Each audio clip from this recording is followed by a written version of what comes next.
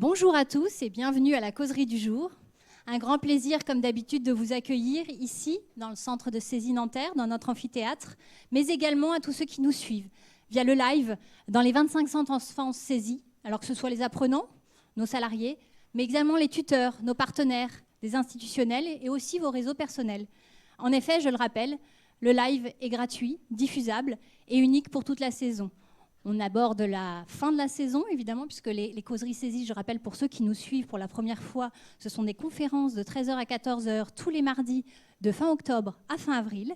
Donc nous sommes sur l'avant-dernière causerie de la saison 2023-2024. Et ça fait 10 ans qu'on vous propose ça. 10 ans de thématiques variées, toujours d'actualité, mais vraiment abordant des sujets complètement annexes de vos, par exemple, vous qui êtes en apprentissage ou juste étudiant, en statut étudiant, vous n'avez pas ça dans vos cahiers des charges. C'est évidemment pas un cours. L'idée, c'est de vous apporter de la culture générale, d'ouvrir vos esprits, d'enrichir vos discussions avec vos futurs réseaux personnels ou professionnels. Et l'idée, c'est vraiment d'être un meilleur professionnel demain et un meilleur citoyen tout court. Donc là, on a encore un sujet très d'actualité. Vous le voyez, les enjeux de l'éolien en mer en France. Bon, ça parle évidemment à tout le monde, les questions de transition énergétique, d'énergie renouvelable. Et donc, j'imagine que vous allez avoir tous des questions. Donc, je rappelle, les questions en amphithéâtre, vous levez bien la main et je vous apporte un micro pour partager avec l'ensemble des gens qui nous suivent. Et vous qui nous regardez via le live, n'hésitez pas à envoyer vos questions également à l'adresse mail suivante, causerie@cesi.fr. causerie@cesi.fr. Et je me ferai porte-parole de vos interrogations.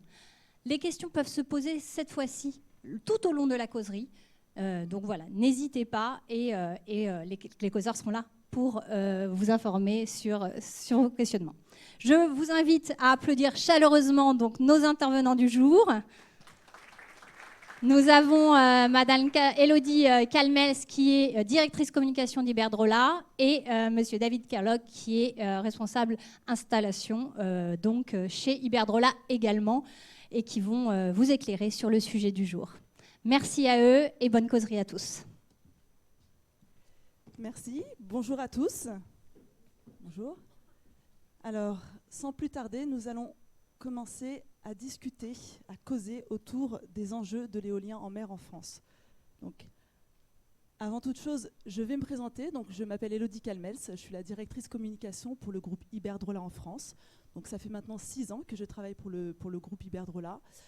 Auparavant, j'étais la communication manager du projet de Saint-Brieuc. Donc, c'est un projet que je connais très bien, que j'affectionne tout particulièrement parce que ça a été un projet qui était pionnier. Et donc, aujourd'hui, on va essayer de vous parler de cette aventure qui était le développement du projet du parc éolien en mer de Saint-Brieuc. Bonjour à tous. Pour ma part, je suis David Kerlock. Je suis responsable de l'installation offshore chez Iberdrola France. J'occupe ce poste depuis 2021. Auparavant, j'ai obtenu mon diplôme d'ingénieur, comme vous, en 2010. Et j'ai travaillé pendant 10 ans dans l'offshore oil and gas, un peu partout à travers le monde. Et donc en 2021, j'ai rejoint Iberdrola sur le projet du parc éolien en mer de Saint-Brieuc. Donc, ce qui est intéressant, ce dont on va vous parler, c'est finalement, vous avez une directrice communication, vous avez un ingénieur, c'est comment en fait finalement la communication va aider les ingénieurs, comment les ingénieurs vont travailler aussi avec la communication sur un projet de cette envergure, parce qu'en fait il y a vraiment beaucoup d'enjeux. Et entre autres, on va d'abord vous présenter bien sûr notre entreprise, mais on va vous parler du contexte dans lequel s'est inscrit ce projet, et puis on va vous parler de notre bébé finalement, le parc éolien en mer de Saint-Brieuc, avec une présentation générale, les enjeux sociaux d'acceptabilité, mais aussi tous les défis techniques et les grandes étapes de l'installation en mer. Et puis après, on va faire un focus, bien sûr, avec David, qui va nous parler de l'installation des éoliennes, puisqu'il est en charge vraiment de ce scope-là. Alors, qui sommes-nous ? Eh bien, Iberdrola, c'est une entreprise qui finalement est très peu connue en France, mais c'est le leader de l'énergie éolienne dans le monde. C'est-à-dire que Iberdrola, en fait, a commencé son histoire maintenant il y a plus de 170 ans. Et puis, il y a maintenant 25 ans, notre président directeur général, qui s'appelle Ignacio Galán, a décidé de prendre le virage des énergies renouvelables, et donc s'est lancé dans cette aventure alors que peu d'entreprises faisaient ce pari sur les énergies renouvelables. Et donc ils ont anticipé finalement les conséquences du rapport de Kyoto, et donc en fait ils ont vraiment décidé d'investir massivement dans les énergies renouvelables jusqu'à devenir leader et pionnier. Donc on est présent un peu partout dans le monde, puisqu'en fait on a racheté différentes entreprises comme Scottish Power, donc une grande entreprise anglaise, enfin écossaise, pardon. Et donc en fait on est présent sur les UK. On est présent également aux États-Unis via une grande filiale qui s'appelle Avangrid, mais on est également présent au Brésil, au Mexique et dans d'autres pays de l'Europe sous une entité qui s'appelle Iberdrola International. Donc c'est un énergéticien de rang mondial qui s'occupe de la production, de la distribution et surtout de l'installation d'infrastructures éoliennes terrestres aussi. Et on va le voir dans la slide numéro 2. Donc effectivement, pour ce qui est de l'éolien en mer, on a beaucoup de parcs qui sont soit en cours de construction, soit déjà installés dans les différents pays. Donc ça donne en gros 3 parcs en exploitation pour 1,3 gigawatts, 4 en construction de 3,1 gigawatts, et donc on a énormément de parcs qui sont en développement. Donc là on le voit, en fait on est présent via Saint-Brieuc avec 496 mégawatts, East Anglia qui est aussi l'un de nos parcs en Angleterre, en Irlande. L'un de nos premiers parcs était West of Duddon Sands, donc pour environ 200 mégawatts. Nous avons également des projets qu'on a remportés au Japon tout dernièrement, et puis nous sommes présents en Allemagne avec un autre projet d'éolien offshore, et aux États-Unis, où on est aussi le premier porteur de projet qui est en phase de construction du premier parc offshore des États-Unis. En France, alors finalement, ce que je vous disais, c'est que Iberdrola finalement est très peu connu en France. On s'est installé en France maintenant en 2001. Donc en 2001, on avait des actifs qui étaient terrestres, puisque Iberdrola a aussi une activité terrestre. Donc on n'est pas juste sur l'éolien, le développement d'éolien offshore, mais on a aussi des parcs. Donc on a 11 parcs qui sont en opération, qui sont principalement des parcs éoliens, donc pour une puissance de 118 MW. Et puis on a aussi 1200 MW qui sont en cours de développement, à différentes phases de développement. Iberdrola, c'est aussi en fait une entreprise qui est vraiment engagée dans la révolution énergétique, puisqu'en fait, notre vocation, c'est vraiment d'accompagner la décarbonation des entreprises. Et donc, on le fait entre autres avec ce service de B2B, c'est-à-dire qu'on accompagne les entreprises pour leur proposer des solutions de décarbonation, puisqu'on sait que certaines entreprises sont très énergivores, et au-delà de ça, il y a des gros enjeux énergétiques et des gros enjeux de décarbonation qu'on se doit d'accompagner. Donc depuis 2021, on a commencé la construction du parc éolien en mer de Saint-Brieuc. Mais finalement, ce parc de 496 MW, qui aujourd'hui a vocation à répondre aujourd'hui aux besoins énergétiques de 9% de la population bretonne, eh bien c'est une histoire qui a vraiment commencé il y a très très longtemps, via notre entreprise, en fait notre entreprise Elmarine, qui est le consortium qui est à l'origine de l'appel d'offres. Alors, je vais vous expliquer un petit peu comment ça se passe. Finalement, l'État a des besoins énergétiques, ouvre des espaces maritimes, et puis les entreprises spécialisées dans les énergies renouvelables répondent à ces appels d'offres via des consortiums. Donc, pourquoi Elmarine? Parce qu'à l'origine, Elmarine, c'était un consortium qui était composé de 3 entreprises. Il y avait alors RES, la Caisse des dépôts, et Iberdrola à hauteur de 70%. Alors Elmarine, finalement, cette filiale qui est aujourd'hui détenue à 100% par Iberdrola, on le verra tout à l'heure, en fait, en 2020, nous avons décidé de racheter l'intégralité des parts de la société porteuse de projet. Et donc cette entreprise est en charge de la maîtrise d'ouvrage, à savoir le développement, la construction et l'exploitation du parc éolien en mer de Saint-Brieuc. Là, on peut voir la situation géographique de ce parc, qui aujourd'hui est l'un des plus éloignés des côtes, puisqu'il est à plus de 16 km du Cap Fréhel, le point le plus proche de la côte. Et donc c'est un parc qui a tout un tas de particularités qu'on va plus ou moins aborder. On va essayer quand même d'être assez synthétique, mais c'est une histoire qui est assez riche en rebondissements, on va le voir. Donc le contexte éolien offshore français. Peut-être, David, tu veux nous en dire quelques mots? Oui, donc l'État français a commencé à mettre en jeu des zones en mer afin que des entreprises y installent des parcs éoliens, donc au début des années 2010. Et donc c'était dans le cadre de l'appel d'offres numéro 1. Et donc Iberdrola a répondu dans le cadre de cet appel d'offres, et c'était pour le projet donc, de Saint-Brieuc. Et donc 14 ans après, maintenant, nous sommes en train d'installer ce parc éolien. À l'époque, il y avait aussi le parc éolien en mer de Saint-Nazaire, vous en avez peut-être entendu parler. Il a été mis en service l'année dernière, il me semble.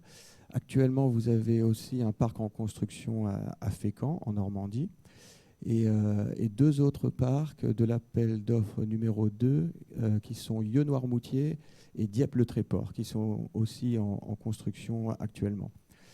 Puis l'État a mis d'autres zones en jeu. Donc il y a le parc de Dunkerque qui a été mis en jeu. C'était dans le cadre de l'appel d'offres numéro 3. Puis ensuite, bon, vous pouvez les voir tous sur la carte, il y a eu Centre-Manche. Et une particularité des prochains appels d'offres, c'est que nous aurons des éoliennes flottantes. C'est-à-dire que les éoliennes ne seront plus posées au fond de la mer via une structure, elles seront sur un énorme flotteur qui sera capable de supporter une éolienne. Donc ça, ce sera pour Sud-Bretagne, 250 MW. Le résultat de l'appel d'offres est prévu prochainement. Et ensuite, vous avez aussi des projets en Méditerranée. Donc, en Méditerranée, le fond marin s'enfonce plus rapidement qu'en Atlantique. Et donc, du coup, sur cette zone, vous aurez des projets flottants. Ce que l'on peut constater, en fait, c'est que il s'est passé énormément de temps entre les nouveaux appels d'offres aujourd'hui et lorsque l'on a nous-mêmes répondu à l'appel d'offres numéro 1. En fait, c'est des séquences. Hein. Vous avez l'appel d'offres numéro 1, vous avez l'appel d'offres numéro 2, numéro 3, numéro 4. Nous sommes au numéro 5. On attend les résultats du numéro 5. Il va bientôt y avoir le numéro 6, 7, 8. Donc, ce qu'on peut constater, c'est que finalement, l'ambition française, elle est croissante, puisqu'en fait, on n'était pas forcément les premiers sur l'éolien en mer, ce qui a expliqué aussi beaucoup de balbutiements au début des projets, donc de l'AO1, dont on est lauréat. Mais derrière, l'aventure, en fait, finalement, a commencé à s'accélérer. Et aujourd'hui, on est dans une vraie dynamique de développement d'éolien offshore. Alors, l'exemple du parc éolien de Saint-Brieuc. Donc, l'appel d'offres du parc éolien a eu lieu en 2011. Donc, c'était maintenant, en fait, le calcul, c'était il y a 13 ans. 13 ans. En avril 2011, donc on est à la date anniversaire. Et donc, à l'origine, c'était un parc de 100 éoliennes. Et puis, Iberdrola a fait le choix d'aller sur une technologie, parce que vous voyez, entre 2011 et 2024, il s'est passé énormément de temps. Et entre autres, les technologies éoliennes avancent aussi. Donc, Iberdrola a fait le choix de changer de technologie. À l'origine, on était sur une centaine d'éoliennes de 6 MW, et puis on est passé sur des éoliennes de 8 MW, et donc pour une quantité de 62. Donc on verra après que derrière, ça a des impacts. Entre autres, l'impact visuel a été diminué, parce qu'en fait, quand on passe de moins de quantité, donc c'est forcément le paysage est moins impacté. On a une hauteur totale, donc on a une grosse discussion avec David entre 205 et 209. Donc moi, j'ai coupé la poire au milieu. Mais en fait, on a des éoliennes de 207 mètres de haut en bout de pale, mais on le reverra tout à l'heure. Une puissance de 496 MW.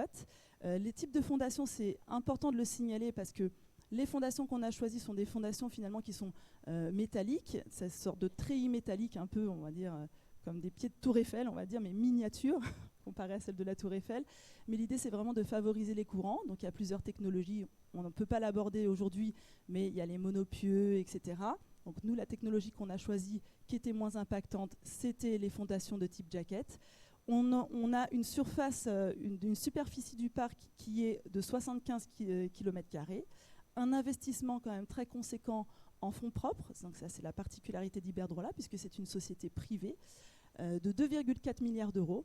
et la mise en service qui a été progressive, puisqu'en fait la particularité des parcs éoliens comme ceux qu'on développe, c'est qu'au fur et à mesure de l'installation, on met en service. Donc on parle de mise en service progressive, et donc la première mise en service a été en juillet 2023, et là on est en train de terminer cette mise en service de manière progressive jusqu'au printemps. Donc d'ici la fin du printemps, nous aurons la totalité qui est installée déjà, mais la totalité du parc qui produira. Voilà. Donc c'est 25 années d'exploitation une fois qu'on a terminé l'installation et la mise en service. Donc c'est le premier projet d'envergure de Bretagne. Et après, on a parlé bien sûr des réunions de concertation. Donc ça, c'est un volet qui est assez important parce que vous verrez que dans ce genre de projet qui est très dimensionnant, effectivement, il y a toute la dimension technique, mais il y a toute la dimension territoriale qui est extrêmement importante, entre autres l'acceptabilité auprès des communautés locales. Donc, juste on va rapidement, même si tu vas revenir dessus, mais peut-être que tu peux expliquer un peu les différentes phases. Oui, donc sur cette partie du slide, vous voyez un petit peu la séquence d'installation, comment on s'y est pris pour installer les éoliennes en mer. Tout d'abord, on a installé des pieux au fond de l'eau, et c'était une grosse partie du travail, afin ensuite d'y installer les fondations. Donc en 2021, on a commencé à creuser les petits trous au fond de l'eau pour installer les pieux. Ensuite, en 2021 toujours, on a creusé des sillons au fond de l'eau, des petites tranchées pour venir y poser les câbles électriques. Pour qu'ensuite, quand un bateau de pêche vient avec un filet, quand ils viennent traîner un art dormant à l'arrière de leur bateau, eh ben, ils n'accrochent pas dans le câble, parce que le câble il est au fond d'une tranchée. Donc ça, c'était en 2021. Ensuite, en 2022, on a continué à installer des pieux et on a commencé à installer des fondations d'éoliennes. Ensuite aussi, en 2022, on a installé la sous-station électrique, c'est-à-dire c'est au cœur du parc éolien, c'est un peu comme le cœur du parc éolien. Toutes les éoliennes reviennent et sont connectées à la sous-station électrique. Et là, toute l'électricité est collectée et ensuite exportée vers la Terre, vers 2 câbles d'export. J'en reparlerai un petit peu plus tard. Finalisation du tranchage. Donc en 2022, on a installé des câbles électriques entre toutes les éoliennes jusqu'à la sous-station. On a mis en service la sous-station électrique. Et puis, en 2023, on a installé les éoliennes. La première éolienne a été installée le 12 mai 2023 et la dernière le 17 décembre 2023, juste avant Noël. Et puis, en parallèle de la mise en service, dès qu'une éolienne est installée, on commence... en parallèle de l'installation, dès qu'une éolienne est installée, on passe à la mise en service de tous les équipements à l'intérieur. Il y a plein de connexions électriques, il y a pas mal de travaux à faire encore sur l'éolienne une fois qu'elle est posée en mer. Et donc ça a commencé dès l'installation de la première éolienne et c'est encore en cours actuellement et ça va bientôt se terminer. Donc voilà, donc sur le papier, en fait, on a des belles séquences qui sont vraiment bien définies entre l'installation, la mise en service, etc. Mais en fait, finalement, on va se dire, tout s'est déroulé sur les 3 dernières années. C'est pas tout à fait vrai, puisqu'en fait, depuis l'appel d'offres et la réponse favorable de l'appel d'offres, on n'a pas chômé, puisqu'en fait, il y a toute cette phase de développement. Donc cette phase de développement, c'est quoi ? C'est une phase qui dure assez longtemps. Donc là, on avait pendant plusieurs mois le débat public. Alors aujourd'hui, ça a changé maintenant. C'est-à-dire que on était les pionniers, on était les premiers, on a un peu essuyé les plâtres, on va dire, et puis en fait, on a beaucoup appris. C'est la stratégie du chemin faisant. Mais au fur et à mesure, finalement, les choses ont évolué. Donc aujourd'hui, finalement, quand le débat public en 2013 était piloté par le porteur de projet, aujourd'hui, ça n'est plus le cas. Aujourd'hui, en fait, le porteur de projet intervient vraiment au moment de la demande des autorisations, puisqu'en fait, on a fait évoluer un peu la réglementation et donc les choses se sont améliorées et facilitent un peu le développement des énergies renouvelables, l'objectif étant toujours de réduire finalement ce temps qui, on va le voir un peu, a été un peu notre ennemi. Parce que quand vous vous adressez à des personnes lors du débat public en 2013 et que vous arrivez en 2020 Au moment de l'installation, finalement, les populations ont évolué, les acteurs ont évolué. On travaillait beaucoup avec les acteurs de la pêche, mais vous avez des gens qui arrivent dans la vie active en tant que pêcheurs et puis qui découvrent finalement ce bilan auquel ils n'ont peut-être pas participé. Donc, on a eu toute cette phase de débat public. Donc, nous, on revient là où on en était en 2013. Puis, on a le dépôt des autorisations, des demandes d'autorisation. Donc, les demandes d'autorisation, c'est vraiment tout ce qui est autorisation environnementale, autorisation de gestion des travaux, etc. etc. Vous avez ensuite une enquête publique. Et puis, en 2017, le sacrement arrive. C'est vraiment le momentum de la vie d'un projet. Vous avez l'obtention des autorisations. Donc, vous avez le droit de commencer votre projet très concrètement. Mais là, eh bien, il y a une phase qu'on inclut finalement dans la vie d'un projet, c'est les recours. Pourquoi ? Parce qu'en fait, tout de suite, quand vous avez des autorisations, vous avez forcément une partie des opposants, des gens qui n'apprécient pas peut-être les énergies renouvelables ou qui décident, voilà, qui commencent à rentrer dans le jeu. Donc ça, c'est quelque chose qui est vraiment à prendre en compte. Et pour la petite histoire, en fait, ce qu'il faut savoir, c'est que, on le verra plus tard, le projet d'Iberdrola a vraiment permis de participer au développement d'infrastructures industrielles pour pouvoir construire ces éoliennes. C'est aussi pour ça qu'on a été choisi. Mais en fait, finalement, notre premier recours, il est tombé directement au moment de l'obtention, quand on a gagné l'appel d'offres. Donc déjà, pour vous dire, dans ces recours de 2018-2019, au-delà des obtentions des autorisations, on avait déjà un premier recours qui était « non, vous n'avez pas vraiment gagné ». Voilà. Donc ça fait partie de la vie d'un projet. Donc si jamais un jour vous travaillez dans ce type d'industrie, vous comprendrez que finalement, nous, on le met dans notre timeline parce que ça fait vraiment partie de ces challenges qu'il faut intégrer. Vous avez après, en 2020, ce qu'on appelle la décision finale d'investissement. Donc en gros, qu'est-ce que c'est que la décision finale d'investissement ? C'est au final, quand on a purgé tous les recours, quand on a vraiment notre projet qui est finalement dérisqué d'un point de vue technique, d'un point de vue développement, d'un point de vue acceptabilité, eh bien, on décide de contracter nos différents packages, nos différents partenaires qui vont nous aider finalement à travailler, à fabriquer, etc. Et donc, lors de cette décision finale d'investissement, on commence à signer les premiers contrats. Donc on investit finalement de l'argent et donc on se dit ok, on peut y aller. Cette décision finale d'investissement, entre autres, l'un des premiers contrats qu'on a signé, c'était un contrat avec Siemens Gamesa, on le reverra tout à l'heure, mais Siemens Gamesa qui était le package, enfin pas le package, le contractant en charge de fabriquer les éoliennes. Et ce contrat-là a permis la mise en place de la première usine au Havre qui était dédiée à fabriquer les éoliennes. Donc c'était quand même 1200 emplois à la clé, ce qui est significatif. À partir de là, on a quand même, pendant tout ce voyage-là, des études environnementales, puisqu'en fait, on est regardé de très près sur les impacts d'une telle construction d'une envergure quand même significative. Et on continue vers la construction à partir de 2021 jusqu'à la mise en exploitation en 2024. On a parlé du volet environnemental. Le volet environnemental est extrêmement important dans ce type de projet. Alors, toute activité humaine a un impact, une activité d'une telle envergure a un impact. Les porteurs de projets en ont bien conscience.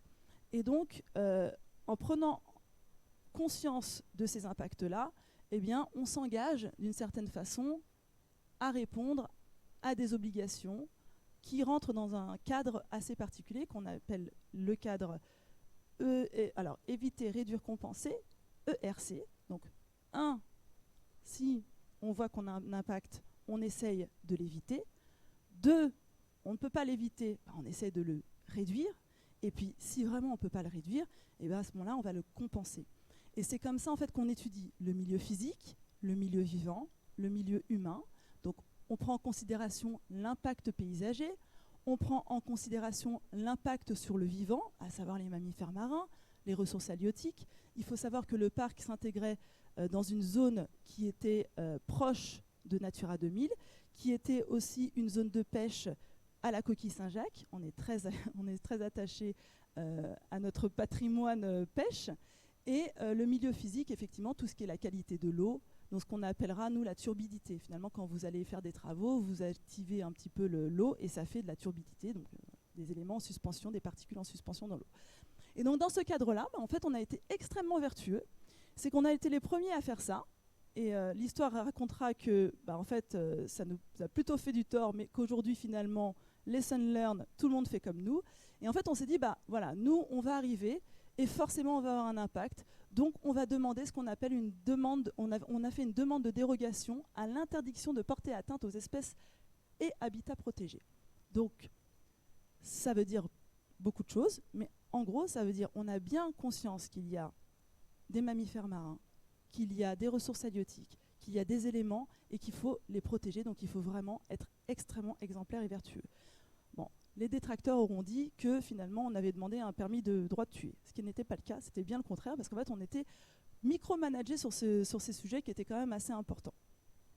Voilà, donc entre autres, après il y a des dossiers d'évaluation d'incidence, etc. Donc tout ça en fait pour expliquer que un projet comme ça s'inscrit dans une démarche vraiment protectrice de l'environnement, c'est-à-dire qu'on essaie de vraiment faire attention au maximum, et quand on ne peut pas faire autrement, eh bien on s'engage dans des programmes pour finalement accompagner, entre autres, je crois qu'il est là, le dérangement des puffins des Baléares. En fait, derrière, on va travailler sur des programmes pour favoriser la nidification, etc. Donc vraiment, il y a une vraie démarche proactive au niveau de l'environnement. Là, ce tableau-là, il est assez représentatif parce qu'en fait, c'est tous les suivis qu'on a pu faire au niveau environnemental. C'est toutes les mesures qu'on a pu prendre, toutes les mesures aussi innovantes qu'on a pu prendre, entre autres vis-à-vis de la coquille Saint-Jacques. Bon, je pourrais vous en parler pendant des heures, mais quand même, il faut faire attention au temps, donc on n'a pas beaucoup de temps. Mais voilà, donc en fait, ce qu'il faut retenir, c'est qu'il y a le côté environnemental, le côté économique, le côté développement industriel et le côté aussi social. Entre autres, juste pour terminer, l'adaptation aux enjeux socio-économiques, eh bien, toutes nos discussions avec les acteurs locaux, ça a mené à des conclusions, des décisions, des adaptations. Et finalement, notre design initial de 100 éoliennes a évolué, puisqu'en fait, on est passé à 62 éoliennes. On a réduit l'impact visuel suite aux discussions avec les acteurs locaux. On a été chercher beaucoup plus au nord, quitte à se mettre dans des difficultés parfois techniques, pour justement sortir des zones du gisement principal de coquille Saint-Jacques, donc pour éviter d'avoir un impact trop conséquent sur la pêche. On a orienté au cap 314 pour favoriser les activités de pêche à la drague, si je ne me trompe pas, n'est-ce pas, parce que notre pêcheur... Aux arts traînants. Aux arts traînants, exactement. Donc pour permettre aux pêcheurs de continuer à pêcher donc dans le sens des courants dans le parc. Et puis, on a aussi fait un objectif. Alors ça, c'est un vrai challenge pour lesquels les équipes sont assez fières. Finalement, l'objectif d'ensouillage à 100%, c'est-à-dire qu'entre chaque éolienne, vous avez des câbles. Et donc ces câbles, en fait, nous, on a décidé de les ensouiller, donc de les mettre sous le sol marin, pour permettre justement ces activités de pêche aux arts dormants, donc quand vous posez des caissons, et aux arts traînants quand vous pêchez à la drague. Donc c'est l'un des parcs quand même qui est étudié pour permettre la pérennité de toutes ces activités, et y compris bien sûr du tourisme, de la plaisance, entre autres. Oui, si tu peux revenir. Oui. Sur ce dessin, j'aimerais bien que vous reteniez, initialement on avait toute cette zone en pointillé, et finalement, suite à la concertation, on est remonté vers le nord, et on est à l'intérieur de ce cadre-là. Et ça a représenté des challenges que je vais expliquer dans les slides suivants. Effectivement, le simple fait de modifier les choses a contraint un peu les équipes à se challenger sur le côté innovant des outils et de tout ça. Donc voilà, hop. Peut-être une petite pause pour les questions, si vous en avez déjà. Donc je rappelle pour ceux qui nous regardent en live, les questions c'est à causerie au pluriel @saisie.fr. On a une question en live pour vous. Donc une personne qui demande 496 MW et la puissance installée. Quelle est la puissance moyenne annuelle réellement disponible compte tenu des conditions climatiques et des arrêts pour maintenance?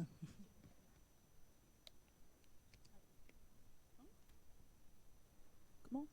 On n'a pas dit que les questions étaient, toujours faciles. Est-ce que tu peux répéter la question, s'il te plaît? Bien sûr. Attends, je rouvre. Donc, 496 MW est la puissance installée. Quelle est la puissance moyenne annuelle réellement disponible compte tenu des conditions climatiques et des arrêts pour maintenance? Alors aujourd'hui, en tout cas, on ne peut pas le savoir, puisque aujourd'hui le parc n'est pas totalement en activité. Donc ça, c'est le genre de réponse qu'on pourra vous apporter dans un an, quand on aura pu faire une moyenne avec les saisonnalités, les vents, etc. Moi, ce que je peux vous dire aujourd'hui, c'est que le parc, en fait, il est conçu pour alimenter 835 000 personnes, chauffage inclus. Donc c'est une moyenne qui a été faite selon les saisonnalités d'avant. Mais que là, pour le coup, c'est comme tout, Saint-Nazaire aussi commence à sortir leurs premières données. Donc il faut quand même laisser un temps pour pouvoir après avoir une moyenne sur l'année quand même. Merci. Une question dans la salle peut-être? On continue et on fait les questions après. Bon, vous pouvez continuer. Donc maintenant, je vais vous parler un peu plus technique de l'installation, comment on s'est organisé, quels ont été les challenges, comment on les a surmontés. Tout d'abord, j'ai une petite question pour vous. Pourquoi on installe des éoliennes en mer et pourquoi on ne les installe pas plus à terre? Parce qu'au final, c'est beaucoup moins de soucis. Ouais, Déjà, voilà, j'apporte le plus micro. de vent, effectivement, il y a plus de vent.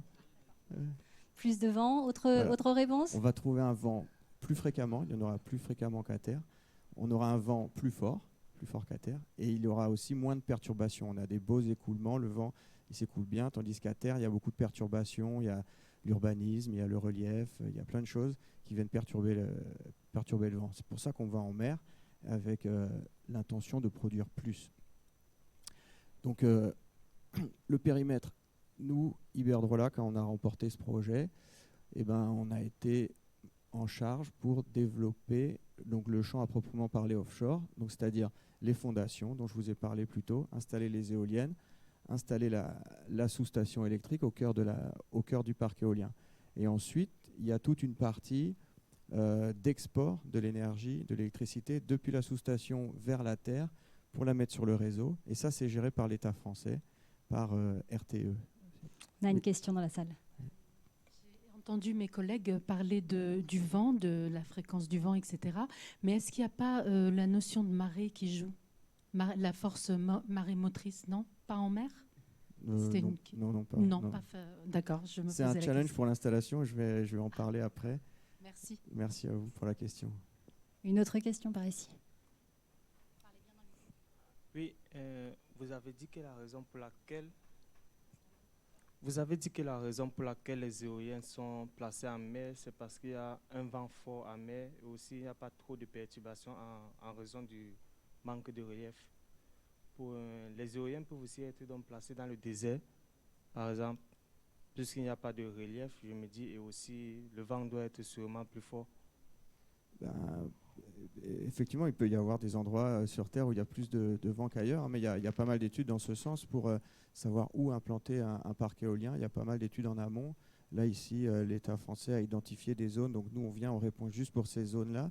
Mais effectivement, tous les États recherchent les endroits les plus adéquats pour installer les parcs éoliens. Ouais, effectivement. Et en amont, avant d'installer un parc éolien, on se renseigne effectivement sur, statistiquement, est-ce qu'il y a beaucoup de vent ou pas beaucoup à cet endroit-là. Ouais, donc, ça peut être dans le désert, effectivement, il y a des déserts qui pourraient être adéquats. Après, le challenge principal, c'est aussi le raccordement, en fait. Parce qu'en fait, on ne peut pas être trop loin de zones de raccordement. Comme l'explique David, en fait, vous avez deux lots, finalement, qui sont gérés, un par le porteur de projet, l'autre par RTE. Et donc là, vous avez tout un système de raccordement. Il faut savoir que tout à l'heure, je vous disais que le point le plus proche, c'est quand même 16,3 km. Donc vous avez du raccordement à mettre en place. Et c'est aussi pour ça que certaines zones, comme le désert par exemple, se posent la question du raccordement, bien évidemment. Il ne faut pas être trop loin du point de consommation, effectivement. Ouais. Vous avez parlé des éoliennes flottantes. Donc dans le cas des éoliennes flottantes, quel est l'intérêt d'implanter des éoliennes flottantes? Et concernant au niveau du câblage, comment on fait? Vous avez parlé des tranchées et tout sous-marin. Merci. Ouais, bonne question. Je n'aurai pas le temps de faire ma présentation au final. C'est une super question. En Méditerranée, si vous allez juste devant, enfin pas trop loin du large, vous aurez très rapidement beaucoup de profondeur d'eau. Donc il va falloir passer par du flottant, hein, même si vous n'êtes pas trop loin. Et puis par exemple, en Bretagne, on va faire du flottant, on va aller au large. Ce sera trop profond pour avoir des fondations, donc on va faire du flottant, mais ce sera toujours suffisamment proche pour pouvoir exploiter bien le courant, l'électricité. Et aussi, en allant au large, on a moins d'impact sur les riverains, les gens qui habitent sur la côte, sur les pêcheurs, sur les plaisanciers. Donc plus on va loin, moins on a d'impact sur l'environnement. On va continuer la présentation, on fera des questions après, vous ne vous inquiétez pas. Voilà. David. Donc pour donc développer ce projet, pour construire tout ce parc éolien en mer, on a divisé donc le projet en lots. Donc d'abord les fondations, les câbles inter-array cables, c'est les câbles entre les éoliennes, wind turbine, la sous-station électrique, offshore substation, et le câble d'export. Donc ça, c'était pas géré par nous, c'était RTE, Réseau de transport d'électricité, donc c'est l'État français. Ils ont fait appel à Nexans. Et nous, ensuite, vous voyez, on a fait appel à plein de sous-traitants, que ce soit pour le design, pour les calculs, tout ça, de définir la structure, les efforts. Donc ça, voilà, ça c'était Kent, par exemple, pour les fondations, Prysmian pour les câbles. Vous voyez, on a dû passer plein de petits contrats, de gros contrats avec plein d'entreprises pour pouvoir construire ce parc éolien. Et nous, on est comme un chef d'orchestre, on gère les interfaces parce que voilà, toutes ces entreprises doivent communiquer entre elles parce qu'elles ont des inputs à donner les unes aux autres. Et puis pour coordonner, après aussi en mer, une fois qu'on est en mer, il y a beaucoup d'entreprises qui interviennent en même temps sur le parc. Et donc du coup, nous, on doit s'assurer que tout se passe bien, que tout le monde travaille en bonne intelligence. Voilà. Donc c'est des entreprises qui viennent d'un peu partout en Europe. Voilà, les défis techniques. Ça, c'est si vous vous souvenez, tout à l'heure, je vous ai montré, c'est la forme du champ. Donc c'est le champ. Tous les petits points ici, là, ce sont les éoliennes. Elles sont reliées par des lignes de câbles et la sous-station électrique est ici au milieu. Et après, vous avez le câble d'export qui part vers la terre comme ça. En remontant le champ vers le nord, pour la concertation publique, on a discuté avec tous les acteurs locaux et la décision a été prise de remonter le champ, d'installer les éoliennes un peu vers le nord de la zone qui nous était octroyée.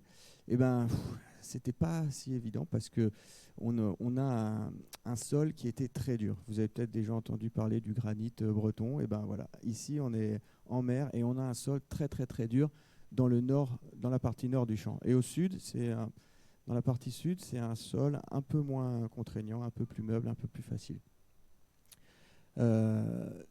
Et donc ça a été une contrainte pour la sélection des outils. C'est-à-dire qu'on n'utilise pas forcément le même outil dans un sol dur et dans un sol un peu plus meuble. Et donc du coup, vous devez fabriquer deux outils différents. Et si, pour une raison ou une autre, vous décidez d'utiliser le même outil, parfois, il peut être adapté pour le sol dur et pas pour le sol meuble, et vice-versa. Donc du coup, ça a été un des principaux challenges, et je vais vous montrer un exemple juste après. Et puis aussi, vous avez peut-être entendu parler qu'en Bretagne, il y a beaucoup de courants, il y a des grosses marées, comme disait la dame tout à l'heure. On a un des plus forts marnages du monde ou d'Europe. Il y a 12 mètres entre la marée haute et la marée basse. Donc, ce qui veut dire que les fondations d'éoliennes, elles sont très, très, très, très grandes. S'il n'y avait pas de marée, on aurait pu les réduire de 12 mètres. Mais comme il y a les marées, elles font 12 mètres de plus. Et en tout, elles font, je crois, 75 mètres. Et associés aux marées viennent les courants. Et donc, il y a des très forts courants. Et donc, ça a un impact sur le design et ça a un impact aussi sur la sélection des navires qui vont venir travailler en mer. Les navires, quand ils travaillent en mer, ils doivent garder leur position statique. Et il ne faut pas qu'ils soient emportés par le courant. Donc, pour ça, ils ont des équipements à bord et tous les bateaux ne peuvent pas travailler dans des conditions aussi difficiles. Donc, ça a été encore un challenge parmi d'autres.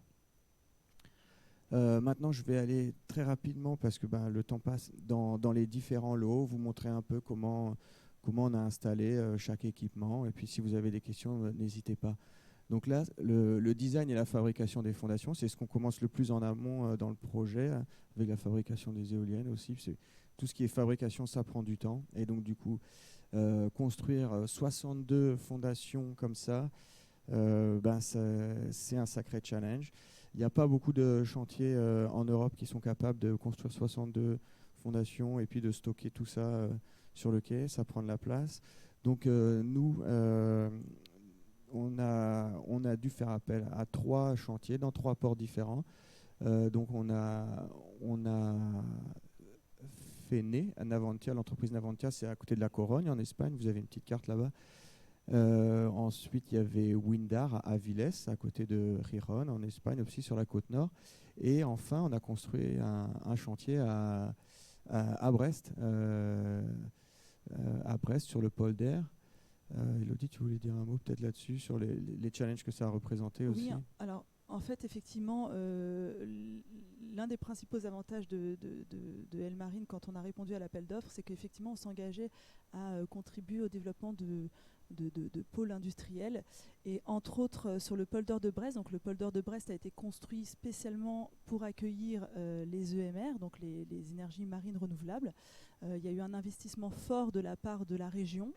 Et donc Iberdrola s'est engagé justement à installer donc, le premier industriel et également le second finalement, puisqu'en fait on a installé donc, Navantia Windar France, qui était en charge de la fabrication des composants donc, de la jaquette, donc à savoir les petits croisillons, etc. Et après, donc, ces éléments ont été envoyés donc, à Féné pour être peints et assemblés en 3D. On a également installé aussi le second, et on le verra, c'était la partie tous les éléments techniques des mâts des éoliennes. C'était un autre industriel qui s'était installé sur le polder de Brest. Et un des challenges ici, c'était de trouver de la main-d'œuvre, parce qu'on crée une nouvelle industrie en France, et donc il nous fallait des gens capables de construire ça en France, et ça a été un de nos challenges. Exactement. Ouais. Et en fait, on a fait un partenariat justement avec des écoles en local pour accompagner la formation des soudeurs. Donc les soudeurs, c'est un métier qui est plutôt connu, mais le soudeur spécifique aux travaux d'éolien travaux maritimes, c'est encore une spécialité particulière. On le verra aussi, on a travaillé sur tout ce qui était formation des techniciens de maintenance. Les techniciens de maintenance, c'est un métier qui existait jusqu'à présent pour les éoliennes terrestres, mais il y avait un module supplémentaire et il y a eu tout ce travail-là qui a été fait. Et c'est vraiment la particularité finalement des développements de projets comme les nôtres. En fait, quand on est vraiment à l'origine de ce genre de projet, il y a tout à faire. Voilà, alors ensuite, une fois que les fondations étaient fabriquées, il faut les installer. Et donc, j'ai essayé de vous dire, on voyait sur la slide d'avant, là, vous voyez, il y a les pieux qui sont dans le sol, et ensuite on vient y mettre la fondation. Donc, première étape, installer les pieux. Comment ça se passe? On a utilisé ce gros bateau-là, qui s'appelle l'Aeolus, de la société Van Noord, qui avait pour mission de forer 190 petits trous sur le fond marin, pour qu'on puisse y installer les fondations. Pour ça, ils ont fabriqué un gabarit de forage. Vous voyez la photo ici. C'est un sacré équipement qui pèse 1000 tonnes. Et ce gabarit de forage, vous voyez, il a trois tubes ici, du même espacement que sur les fondations. Donc celui-là, il est soulevé du bateau, il est positionné au fond de l'eau. Ensuite, dans chacun des trous, on va venir y insérer une foreuse dans les 3 trous, avec un petit tuyau en haut qui est chargé d'évacuer tous les gravats que vous créez en faisant le forage avec la foreuse. Et donc, tac, c'est positionné les 3, ça fore. Et vous voyez ici un dessin d'une tête de forage. Donc l'un des challenges, c'est que sur le nord du champ, ça c'est une tête de forage pour un sol dur, pour bien aller casser la roche. Mais dans le sud du champ, où le sol était un peu plus meuble, on n'a pas pu utiliser la même tête de forage, parce que ça aurait bouché tous les tuyaux. Enfin, il a fallu développer une autre tête de forage. Donc vous voyez, en remontant vers le nord, en trouvant deux types de sols différents, ça a créé du challenge. Et donc voilà. Ensuite, une fois que le trou est fait, on y insère la pile, le pieu, et on vient faire un scellement entre le pieu et le fond marin. Ensuite, le bateau y part. Et il laisse les pieux comme ça, là, et on vient y installer la fondation. Alors les fondations, elles sont venues d'Espagne. Deux méthodes. parfois, on avait installé les fondations sur une barge et la barge était tractée jusqu'au champ. Parfois, elles ont été installées sur un bateau, comme on peut voir ici. Et pour l'installation des fondations, donc en 2022, en 2022, pour l'installation des premières fondations, donc on a utilisé ce bateau, la Seven Borealis. Donc ça, c'est un bateau qui flotte. Ah oui, je vous en ai pas parlé avant. L'autre bateau, avant, là, celui-là, il se pose au fond de l'eau, avec les grandes jambes que vous voyez là. Et ce bateau-là, il flotte, donc il reste en positionnement dynamique en permanence. Et il soulève la fondation depuis la barge et il l'installe au fond de l'eau. Et voilà, et sinon, on a aussi utilisé le bateau de forage pour installer d'autres fondations. Je fais vite parce que le temps passe. L'installation des câbles électriques, donc ça c'est un scope assez important et très très varié. Il y a plein de choses dans ce package, mais je vais devoir passer vite. Mais la fabrication des câbles, ça a été fabriqué en partie en France, au sud de Paris, à Gron et Montereau. Il y a des usines qui ont fabriqué les phases, donc voilà, les 3 phases, c'est du courant triphasé. En Espagne, on a fabriqué la fibre optique. Ensuite, tout ça, c'est parti en Allemagne, dans une usine, et qui est dans un port au bord de mer. Et donc, ils ont fabriqué le câble et ils stockent les câbles dans des paniers comme ça. C'est un câble enroulé, des 80 km de câble.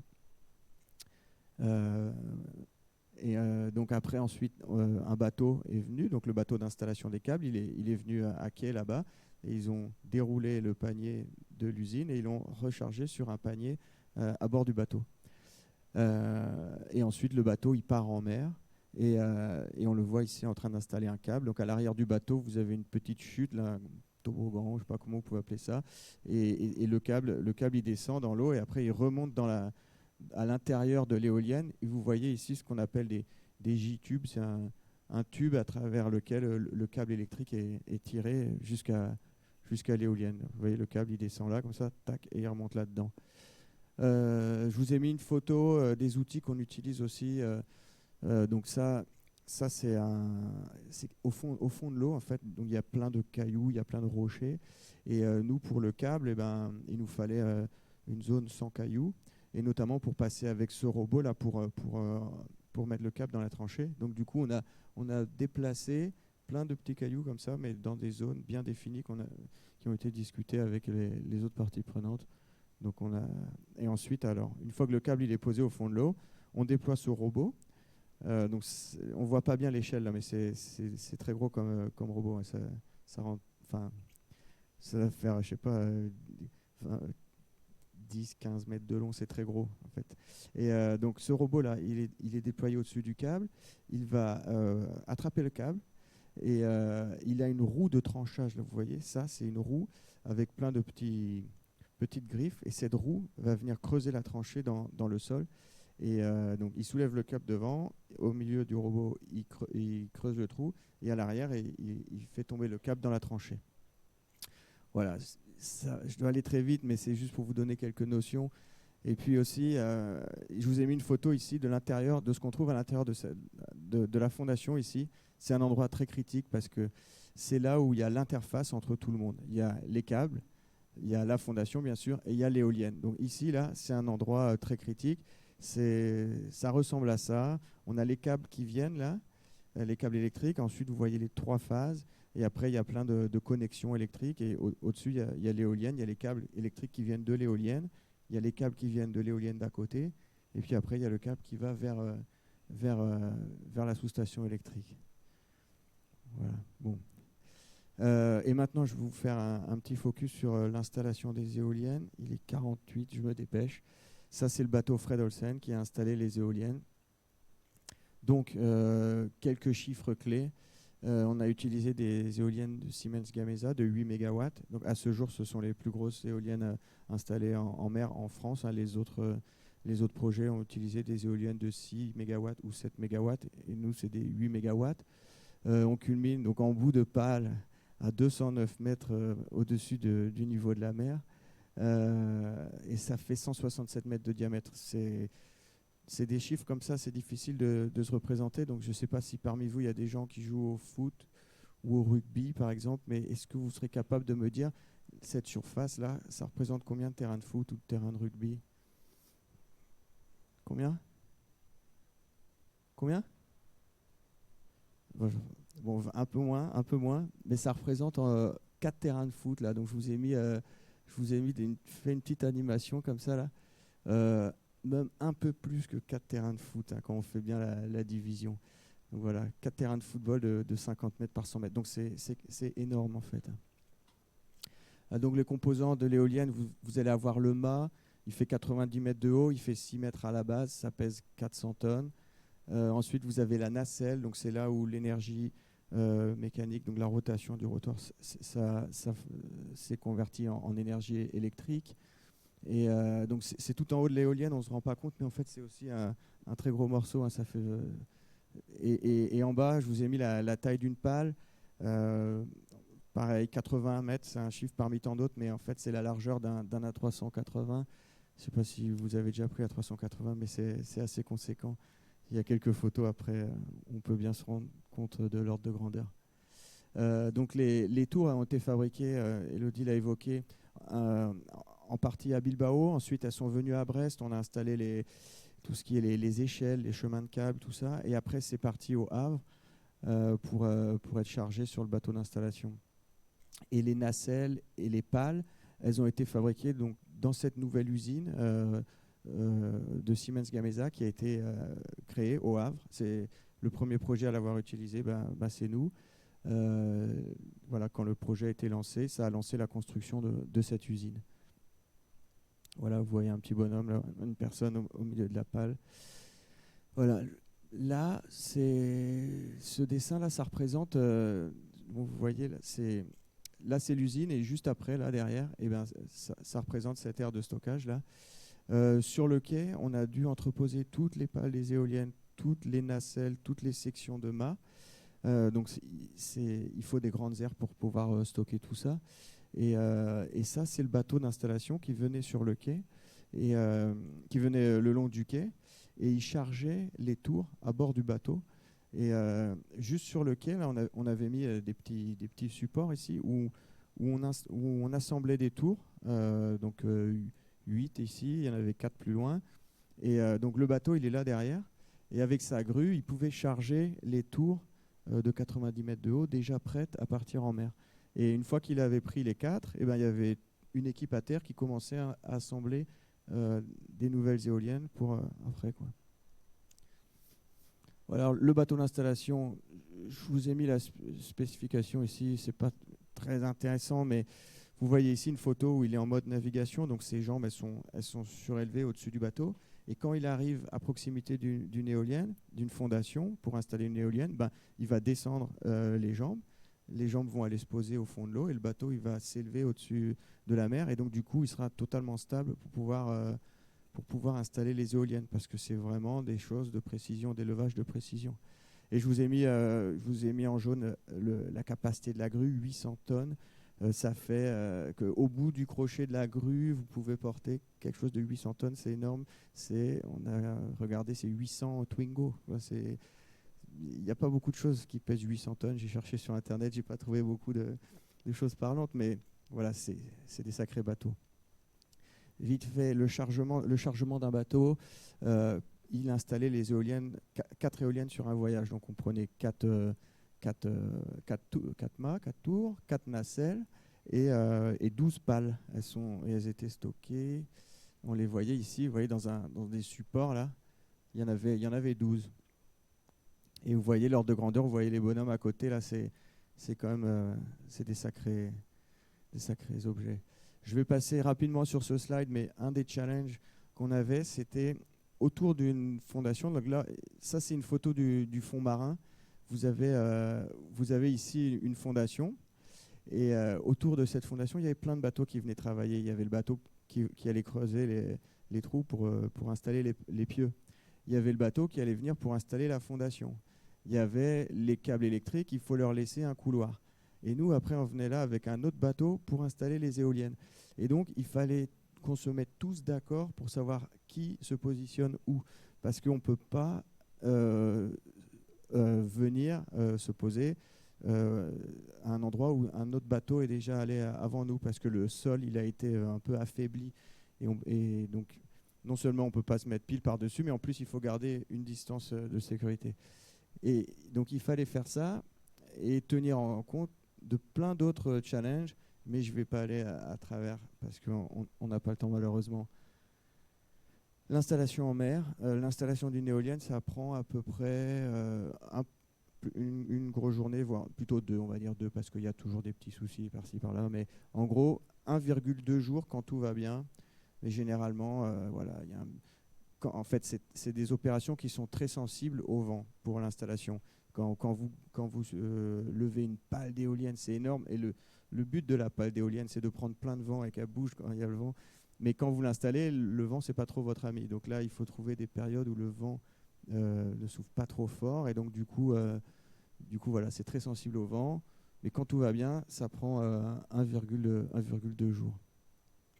Et voilà, dernier slide pour moi. Une fois que l'éolienne est installée, on doit faire la mise en service. Donc il y a plein de petites activités de connexion des câbles électriques. À l'intérieur des éoliennes, il y a un ascenseur, il y a des systèmes emergency systems, enfin des alarmes. Il y a plein de choses à mettre en service. Et tout ça, c'est fait avec des équipes qui viennent après, parce que le gros bateau d'installation, lui, il installe les éoliennes et il part vite fait. Et plein d'autres équipes viennent après. Et donc, du coup, soit à partir de petits bateaux de transport de personnel, donc du coup, ils viennent se mettre le long de la fondation et puis ils grimpent dedans. Ça, c'est pas une fondation de notre projet, c'est une vieille photo, désolé. Et il y a une petite échelle là qui leur permet de monter dans l'éolienne. Ou alors, ils viennent avec un bateau un peu plus gros. Nous, on avait ce bateau-là. Et il a une plateforme qui est, on appelle ça if compensated, donc ça compense les mouvements de la mer. Donc vous voyez, il y a le bateau qui bouge avec les vagues et la passerelle, il y a un système de vérin qui permet d'amortir tous les mouvements du bateau. Et donc du coup, elle bouge pas, elle est horizontale si vous prenez un repère extérieur pour regarder.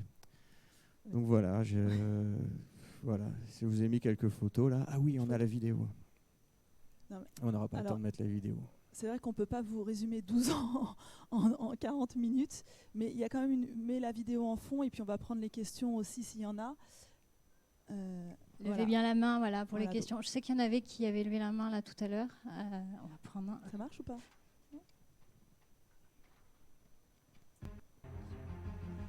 Ça marche là?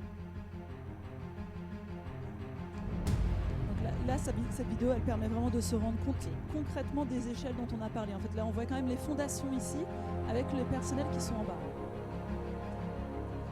Ok. J'avais vu, au moment où vous avez donné les données sur les câbles, qu'il y avait des câbles MV HV, ça veut dire qu'il y avait prévu des convertisseurs. Je voulais savoir, au niveau de normalement ces convertisseurs sont installés un par éolienne ou c'est un convertisseur général, et donc il faudra peut-être penser à faire un relevage par un FACT.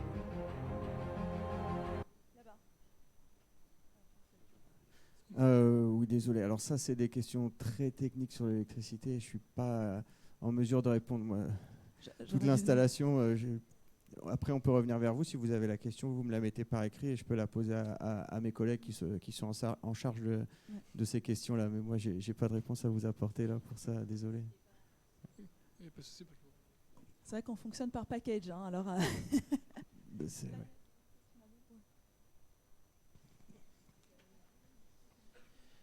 Vous avez montré une slide tout à l'heure et vous vous êtes arrêté sur... vous n'avez pas parlé du démantèlement, en fait. Le coût du démantèlement, 2,4 milliards d'euros, est-ce qu'il est intégré ou pas? Oui, tout à fait. En fait, la particularité des projets offshore, en tout cas de celui-là, c'est que le coût du démantèlement est intégré dans le coût total. Donc dans les 2,4 milliards d'euros, il y a le coût du démantèlement qui est intégré. Oui. Au bout de 25 ans.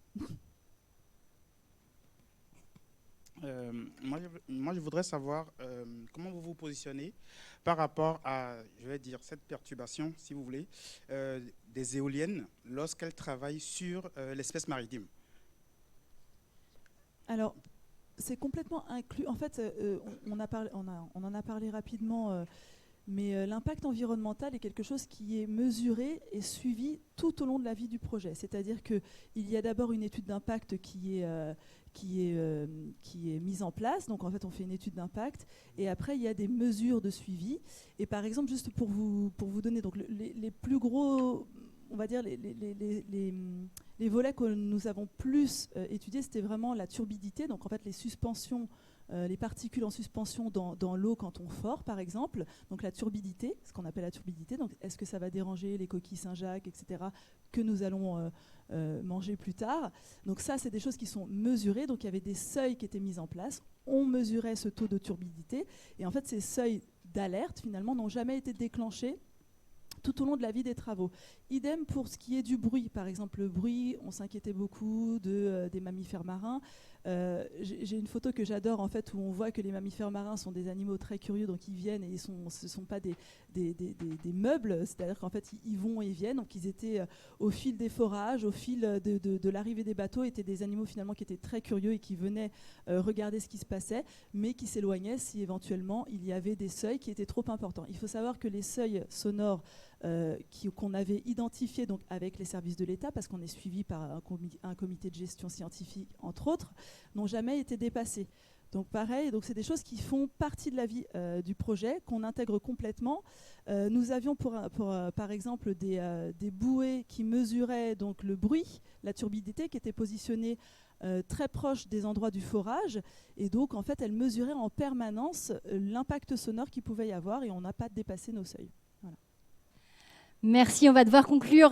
S'il y a d'autres questions, je vous invite après à aller voir nos causeurs à l'espace café à côté. Merci, on peut les applaudir chaleureusement. Merci David, merci Elodie. Un sujet hyper riche, évidemment, un format d'1 heure. On essaye de synthétiser. N'hésitez pas à revoir après cette causerie sur le replay. Je rappelle que sur la chaîne YouTube Saisie, dans la playlist Les Causeries Saisies, vous retrouvez quasiment 60 à 70 thématiques des 4 dernières saisons des Causeries Saisies. Y aller, c'est vraiment se permettre d'avoir des outils de culture générale, comme je le rappelais, de l'art, de l'environnement, voilà, des méthodologies, tout ce que vous pouvez les trouver et diffuser évidemment ce canal. Je vous remercie énormément pour votre attention, à ceux qui nous regardent également. Et puis, je vous retrouve... Donc, voilà. Je vous retrouve la semaine prochaine pour la dernière causerie sur la mobilité électrique, la solution pour décarboner le transport en France. On vous attend nombreux et ce sera la clôture de la saison 2023-2024. Merci à tous. Bon après-midi. Au revoir.